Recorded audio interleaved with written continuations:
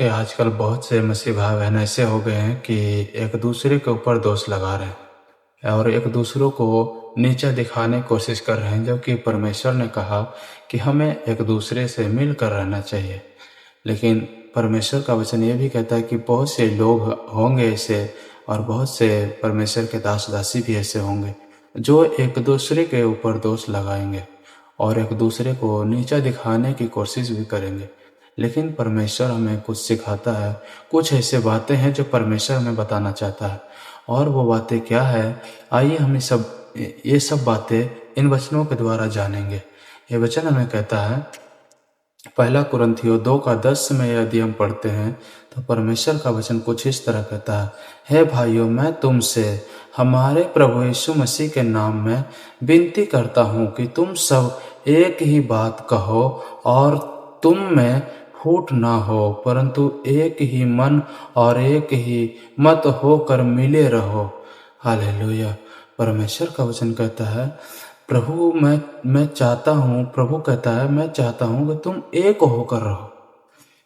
आमीन।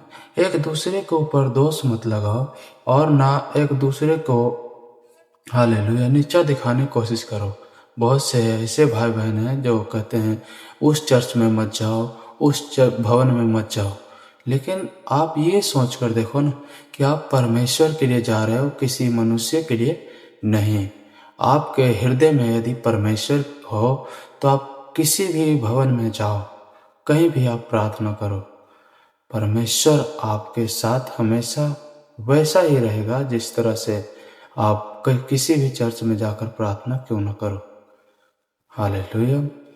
इसलिए आप ये एक दूसरे को ये दिखाने की कोशिश मत करो कि हालेलुया कि कौन कैसा है। और परमेश्वर कहता है तुम एक होकर रहो, चाहे सामने वाला व्यक्ति जैसा भी व्यवहार क्यों न करे, आपको हालेलुया आपको उससे प्रेम के साथ रहना।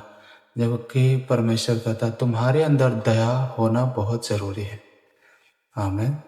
और परमेश्वर कहता है तुम में फूट ना हो, यानी कि तुम में एक दूसरे के लिए कोई ऐसी बातें ना हो जो तुम्हें एक दूसरे से दूर कर सके। हालेलुया।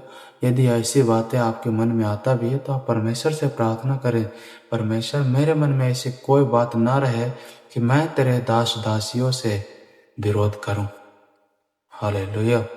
तो मैं आशा करता हूँ ये वचन आप सभी को समझ में आया होगा। यदि हालेलुया ये वचन आप सभी को समझ में आया तो कमेंट में आमीन जरूर लिखें। प्रभु आप सभी को बहुत ऐसा आशीष दे।